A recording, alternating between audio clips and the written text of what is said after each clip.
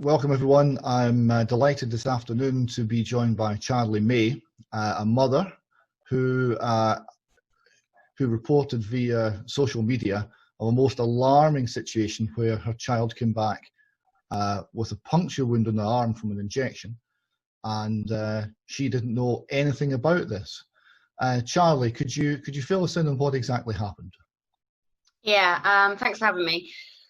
So back in January, my eldest daughter had her HPV vaccination, and she had a really serious, after effect from it. She was in bed for like 4 days with a fever. She had stomach pain. She'd been sick, a bit of diarrhea, and then COVID happened, and I just thought, I'm going to get in, a letter or something early as possible to tell the schools, because I've got a younger daughter as well. So I've told both schools that neither of my children will be having any more vaccinations whatsoever.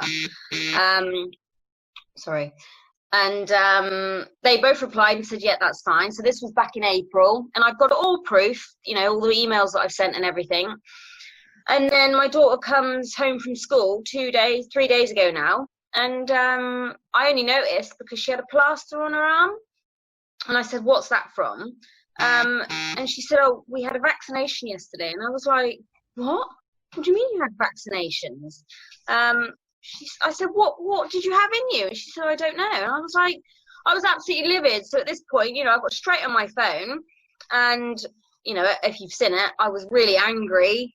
We did see it, and you were really angry, but it was entirely understandable because any parent would be. And you don't know what has been applied, what medication. I was absolutely livid. So anyway, I finished that, and then I rang the school, and said, what the hell has happened? Why is my daughter having vaccinations when I've stated she's not to have any? You've got it in black and white, through an email.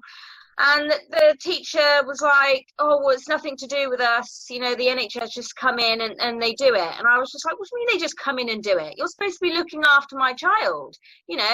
I've not given authority. You should be telling them that, And she was just like, oh, I'm really sorry. And then I said, well, it's not good enough, really, is it? I said, I'm going to be taking this further. I want to speak to the NHS. So an NHS woman rang me. And obviously, I said the same thing. I had a go at her, and I said, you have no right to do this to my child when I've stated no. And then they tried to say, oh, we've had no clarification from the school that you've said no. And I said, well, that's a blatant lie. I said, because I've got the proof, the emails, and school have told me that, you've had this proof. I said, so that's a lie. And then she tried to tell me that, oh, your daughter said it was okay. She was happy to have it. I said, no. I said, my daughter knew not to have it. I said, she's gone along with it because her friends have had it. And you've clearly brainwashed her into having it. Anyway, I got off. I finished with a phone call with them. And I said to them I'd be taking it further as well. And then I got back to the school again and told them what they'd said. And they said, well, no, that's not true. We did give them information, but the nurses said that they can override your decision. I said, it was absolutely disgusting. You shouldn't be allowed whatsoever. And, it's been left with the school rang me again and said that, just a couple of quick questions here. How old's your daughter? 13. 13. When they say override your decision, they're overriding. They're saying overriding my authorization because she's competent enough to decide for herself. I'm sorry, she's 13. She's not an adult until she's 18. I'm afraid a 13-year-old is not competent enough to know what goes in these vaccinations, what the side effects are. The nurses did. I asked her, and the nurses didn't even tell her what the side effects were.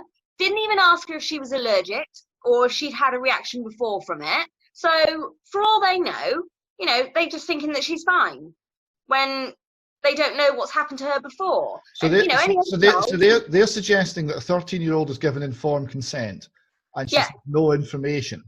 I mean, did they actually get a yes from her, or was the fact that she didn't object was implied consent? Do you know what? Well, no. Well, apparently she said yes, okay, that's fine. Well, all her friends were having it, so what? A 13-year-old's not going to stand there and be like, if a nurse comes in and actually tells these 13-year-olds what these side effects are, you're going to get a headache, you're going to get diarrhea, stomachache, you know, all these things. A 13-year-old's not going to say, yeah, give me this injection, are they? They're going to be like, oh no, I don't want that. So they're clearly coming in and brainwashing them to think, you know, it's a benefit for them or whatever. You know, they don't understand at the end of the day. And like I keep saying, you know, if a 13-year-old is not old enough to go into a pub, buy alcohol, buy a lottery ticket, smoke, you know, all this, they're not old enough to put drugs into their body, especially when they don't know what it is. Yeah, exactly. So you make a very good point that consent from a 13-year-old in this is simply a form of manipulation and abuse. It's and the BBC had me up on the news. They didn't say my name, but they said about my video. And the BBC, the woman on TV even said, plain as day, yes, there is a loophole and that nurses can override parents' authority. Now that should be a flag, red flag there, for the whole of Britain to see. All these parents, they've said it plain as day on TV.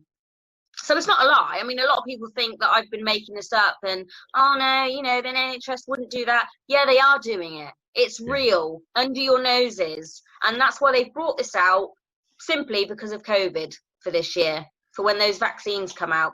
And I've got a clip in of the news. Sorry. I've got a clip in. I've actually got a screenshot on my phone, but I can send it to you. That in the newspaper, it states that manufacturers won't be liable for anybody to sue them, basically, if they are harmed from these vaccinations. So it's there, even in black and white in the newspaper for you to see. And even on the WHO website, it states that, what is it now, that even if children are present at school, that's consent enough for them to have vaccinations. It's disgusting. Yes, I saw that. That simply putting your child into school is being viewed as implied consent. Yes. Yeah. So so the only safe way now for parents to actually not have the children vaccinated is to withdraw them from school on any days when vaccinations are happening. Did you actually know it was happening? Did they inform you? No, I didn't know, because obviously back in January I declined it, you see. Yeah. She had her first one and I said, that's it, no more. So I've had no recollection since she come home and had it. Otherwise it would be pretty ridiculous of me to say, well, yeah, I knew she was having it, but I've said no anyway. But it's not the point. I've said no. No means no. Yes. You don't go against the parents' wishes for that sort of thing. And the fact that they've made this loophole, you know, is, well, it just says it all, really, doesn't it? So has there been any further feedback from the NHS or from the school since this hit the media? No, I sent an email to the NHS basically saying you had no authority to touch my child when I said no. It's absolutely disgusting. And I said, do your job properly and, you know, respect parents' authorities when they say no.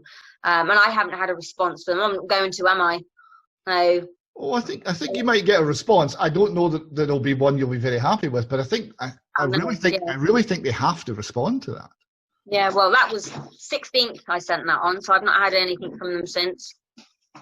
Well, thank you very much for highlighting this. If you do get any further response, please drop us a line, and we'll follow this case, and we'll report on anything else that you get through.